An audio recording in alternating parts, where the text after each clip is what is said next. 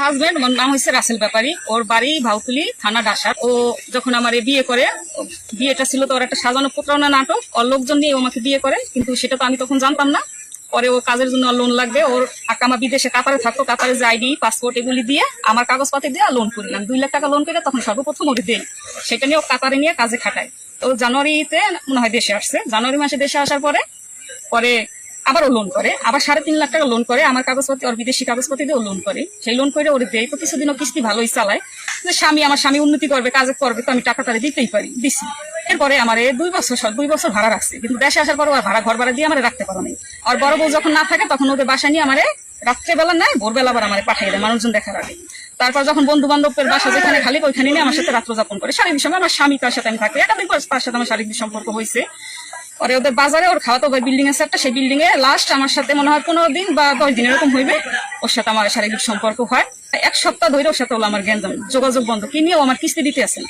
পরবর্তীতে আমি ওর কিস্তি দেওয়ার জন্য ফোর্স করি, ওর সাথে আমার এক প্রকারের রাগারাগি হয়। পরবর্তীতে আমার বলে আমি তোর চিনি না, কেন তুমি আমার চেনো না, তুমি আমার স্বামী, আজকে 5টা বছর প্লাস, প্রেমের সম্পর্ক 2 বছর, বিয়ের সম্পর্ক 3 বছর, তুমি আমার চেনো না, অস্বীকার করো কিভাবে।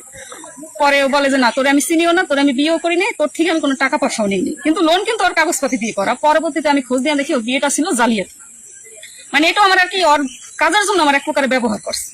আমি পরে মামলা হুমকি দিচ্ছি, আমি মামলা করুন। পরে বলে মামলা করে যদি কিছু করতে পারস কর। পরে আজকে সকালে 10টার দিকে আমি ডাসার থানায় যাই, সেখানে যাওয়ার আগে ও উপস্থিত লোকজন নিয়ে, ওটা আর পয়সা আমি যাইতে আসছি, যেন আমি যেন মামলা না করতে পারি, এই জন্য সে ওইখানে লোকজন নিয়ে গেছে। পরবর্তীতে আমি ওইখানে কিছু করতে পারিনি তাদের জন্য, তারা আমার এখান থেকে চলে আসতে বাধ্য করছে। পরবর্তীতে আমি চলে আসছি। তার কাছে আমার আবেদন যে ও যে কিস্তি নিয়ে যে টাকাটা দিচ্ছে আমি সেটাও ফেরত চাই, এবং আমার স্ত্রীর অধিকার নিয়ে আমি তার বাড়িতে উঠতে চাই। এখন এটা আমার ন্যায্য বিচার সরকার যেন আমাকে দেয়, আমি এটাই আশা করি, তাদের কাছে চাই।